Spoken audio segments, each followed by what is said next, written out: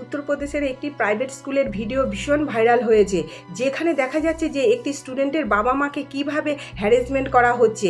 খবর পাওয়া যাচ্ছে যে এটি একটি উত্তরপ্রদেশের নিউ সানবিম স্কুলের ঘটনা, যেখানে প্রিন্সিপাল নির্দেশ অনুযায়ী 4টি অ্যাডিশনাল বই স্কুল থেকে না কিনে বাইরের মার্কেট থেকে কিনেছিল।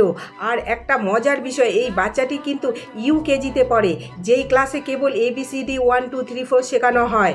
এই ক্লাসে অত বইয়ের মধ্যে 4টি বই আরও এক্সট্রা কিনতে বলা হয়েছিল, যেই কারণে প্রিন্সিপাল বাচ্চাটির বাবা মার সঙ্গে এই রকম দুর্ব্যবহার করে। বাচ্চাটির মা কিন্তু বলার চেষ্টা করছিল যে 15 দিনের মধ্যে স্কুল থেকে বই কিনবে, তা সত্ত্বেও প্রিন্সিপাল কিছুতেই তাকে একটা কথাও বলতে দেয়নি, আর স্কুল থেকে বাচ্চাটাকেও বের করে দেয়।